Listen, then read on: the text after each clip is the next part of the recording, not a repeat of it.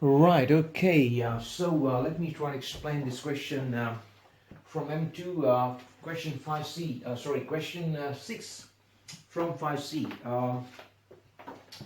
The page is written on 41. This is the question actually you asked me, so I thought I'd just do it here. Right, okay, so let's see. Let's do the question, the last question from 5C, the question 6.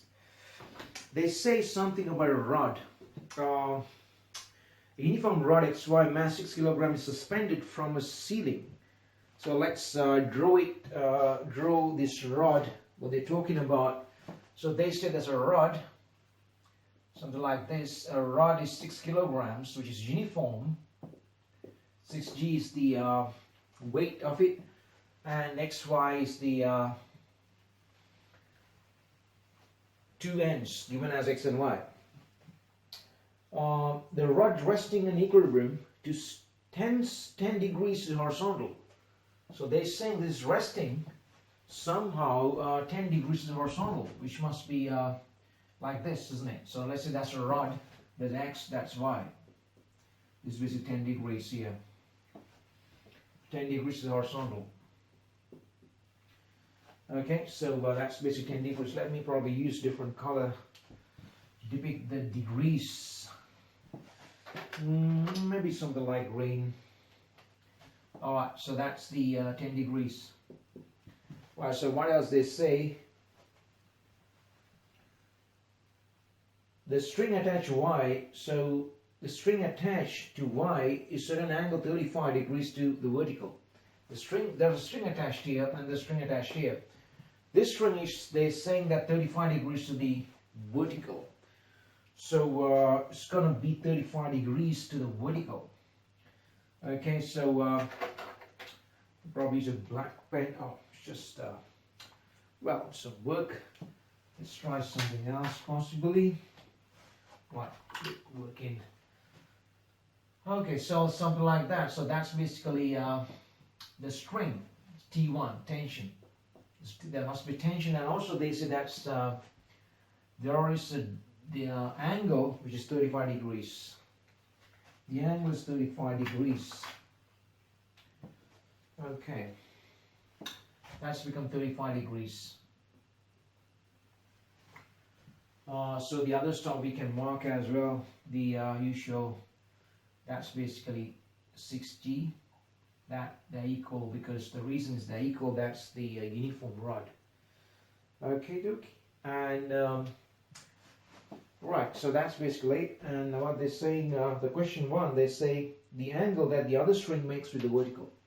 So there must be another string here. They're asking the angle which could be making with the vertical. So we can just, that's the next string, having T2 is the tension. That's 6G, T2, T1 because the tensions must be different because they are different strings, not the same string, and the whole thing is connected to that point. So they basically want us to find this angle here, this one. This theta. Okay, so equally you can say that is theta, that theta as well. Anyway, so this is a case with three forces involving. So we can apply Lami's theorem and all that, isn't it? So generally speaking, however, we can probably find theta using a more for trigonometric or possibly sine or cosine rule, that kind of thing. So let's see what we can do with this. Alright, so if you already want to use the classical method of doing it, resolving force and all that, I think probably you already know this, how to do that. So let me just do something slightly different. We can learn something as well. So yeah, so let's see what we can do with this anyway. So if you can't do it, then let's go to the resolving forces. Okay, so let's see how far we can get with this without resolving and all that nonsense. Right, that's 35 degrees, that's 10 degrees, and we can write that's I'm just going to do a small creation like that. That's become 10 degrees as well. That's basically 10 here. Okay. Basically the ordinate angles, that's 10. So and that's become then that basically 35, that must be 55, because 55 plus 35 is 90, and this can be written as 80 minus theta The reason is that's theta, that's 80 minus theta, that's 10, because the whole thing is 90 degrees. And also if I want, I can actually, as I know, these three forces must be meeting at a particular point. So this must be the point. So this must be actually straight away going like that, isn't it? You know, that must be the 6G basically. Okay, so that's theta. Then this must be also theta, because right, that's the vertical line. That's theta as well. Okay, what else we can know? Oh,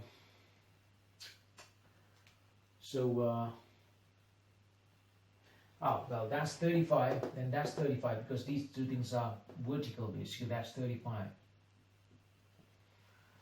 And that's become basically 65 plus 35, which is 100. So this become 8 degrees here. 8 degrees. Oops. 80. That's it. That's so basically, I think. And that's 100. Okay, so that's basically it. Right, so here we have two triangles, seems to be. Two triangles that and that, isn't it? Okay, so let's say that is A for the time being, this H, this height from there to there, that's, let's say D, and that's D. Okay, that bit is D, from there to there, that bit is D. Because that's the midpoint basically, isn't it? Right. So let's see what we can do now. Maybe we can apply sine rule to this triangle and to that. You will see why I'm saying that in a minute. So let's apply sine rule to triangle this, let's say that's Z there. Triangle, for the triangle, and let's say that's E there. Okay. Triangle XEZ. Can I apply sine rule? Sine rule gives us, let's say, d divided by cos theta. D divided by cos theta equals to h divided by, sorry, not cos theta, I mean sine theta, sine rule. Okay, so h divided by sine 80 minus theta. Okay. And similar fashion you can write for the other triangle, triangle ZEY, triangle ZEY, that triangle basically. You can write h divided by, or d divided by sine 35 equals d divided by sine 35 equals h divided by sine 65. Okay. So in the first, there are two equations, equation 1 and equation 2. The first equation I can write d over h equals sine theta over sine 80 minus theta. Divided by h both sides and cross multiply, so sine theta divided by sine 80 minus theta from the equation 1. Okay, so in this equation 2 I can write, just gonna, that's for equation 2, again d over h equals sine 35 or sine 65. Cool. So we got two equations here. We can see the left hand sides are equal, then we can say right hand sides must be equal. So let me take it to this side. So I'm going to equal the right hand side. Sine theta was sine 80 minus theta equals sine 35 sine 65. Now we can solve this equation. It's like bit like C3, isn't it? Solve this equation and find theta. To do that, we can probably cross multiply it again. We're going to get sine theta sine 65 equals sine 80 minus theta sine 35.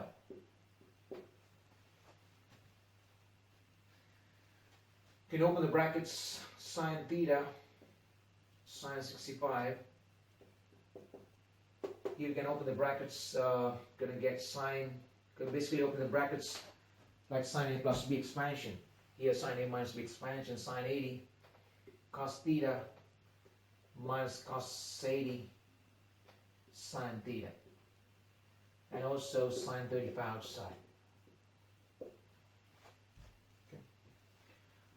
And expand this further, sine theta, that's theta, sine 35 equals to sine 35, sine 80, cos theta, expanding it basically, minus sine 35, cos theta, so cos 80, sine theta.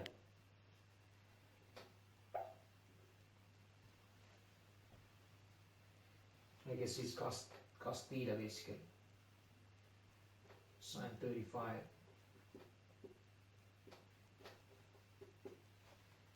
All right. Now I can see here I got sine theta, I got cos theta, and sine theta. So, well, I can't do anything with that, we can't do anything with that, but we can probably divide everything by cos theta. Then what we're going to get, we're going to basically get tan theta, isn't it? I'm going to divide everything by cos theta, then I'm going to get basically sine 35 tan theta equals divided by cos theta, cos vanishes here because cos theta by cos theta is 1, so I'm going to get sine 35 sine 80 only minus that's also become tan sine 35 cos 80 tan theta.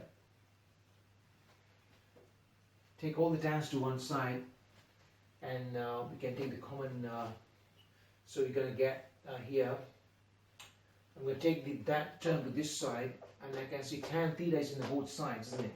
So I can take that as a common factor.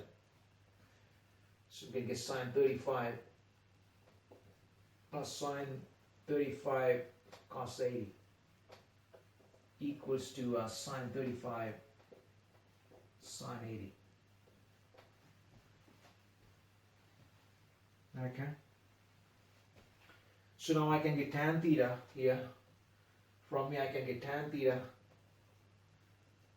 equals that here by that. So I'm going to get sine 35 sine 80 divided by sine 35 plus sine 35, sorry, sine 35 or tan 35, sine 65, sine 65 is gone. Yeah, here's sine 65, sorry, sine 65, I was thinking where sine 65 is gone. So that's basically sine 65 here, right? Sine 65. So that's become sine 65 here, 35, 65. Right, so that's become, the rest is defined. Sine 65 basically. So that's become sine 35 cos sine 80, sine 35 sine 80 divided by sine 65 sine 35 cos 80. Okay, so let me write this answer clearly actually. It's better to write it somewhere here, otherwise it's not really clear. So what I'm saying here, basically tan theta equals sine 35 sine 80 divided by sine 65 plus sine 35 cos 80. Isn't it? Yeah, this means division basically. So basically forget about this because I think it can be confusing. So that's the tan theta basically. So you basically that you by that, so less clutter there. So this is what we got basically. Sine 35 was sine 80 divided by sine 65 sine 80 cos 80. So now we can take the theta by inversing it. So theta should be, these are a bit awkward angles, sine 30 by sine 80, or we can use the calculator. We're gonna get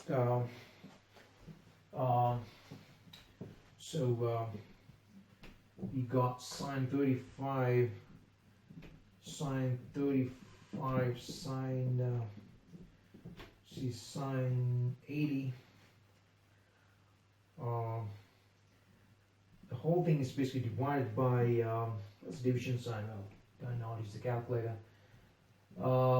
Divided by sine 65, sine 65 plus sine 35 cos 80. So sine 35 as 35 and cos 80. Where is cos? It cos 80. Oops, not 800, 80. Okay, so that's it. We got 0.56, 0.56. So let's inverse it. The answer. So we got around 29 degrees, on 29.31. So that's what we got here, 29.31. Theta will be 29.31. I think that's the answer. I'm just have a look. Maybe I have done some numerical mistakes. So anyway, this is the method. This is a method you can use. This is a method you can use. I think this question is like a trigonometry question than a mechanics question. But however, yeah, this is one of the ways of doing it. Probably you can find any other ways of doing it geometrically. Obviously, we can always use the resolving forces, and you can do this too. Right, anyway, that's the first part of it. The second part says the tension in the two strings. Now, tension can be found actually using Lami's theorem, and then that part is quite simple. So let's do the tension part. Okay, let me get rid of this. They want us to find the tensions. So we found theta now. Because we found theta, we can now draw the forces. According to Lami's theorem, when there are three forces, they should be drawn basically concentrically, isn't it? Concentrically, whatever that is. And it should be coplanar as well, the same plane. So we can say that is the T1, that's T2, and that's coming down, so they are meetings. They go so concentric basically 6G. Okay, so that angle we found just now is 29.31. So let's say 30 degrees for a good approximation for the time being. Okay, 30 degrees as an approximation. That's 30. Because that's 30 basically. That's 30. That's 35. So that basically 145. And this becomes 150, right? So Lami's theorem says, Lami's theorem is nothing but sine rule. I don't know what's wrong with my voice. So basically T2 divided by sine 150 equals, bad writing, sine 150 equals T1 divided by sine 145.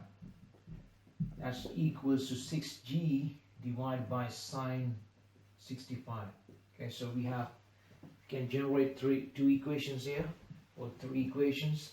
We can use that too and find T1. We can cross multiply. We're going to get T1 equals to 6G sine 145 divided by sine 65. That's T1. T2 can be found in a similar fashion. We can equate that and that. We're going to get T2 equals 6G sine 150 divided by sine 65. That's it. There you go. That's basically it. I think, yeah. Also, we can use another method like the mechanics using resolving forces. It's totally feasible. However, maybe this is a bit shorter. I don't know. I haven't tried the other way. I think this seems to be okay once you know what you're doing. But anyway, anytime you can actually use resolving forces as well, because that's another way of looking at it. Alright mate, so I hope this is gonna do some help. I think it's enough for the time being.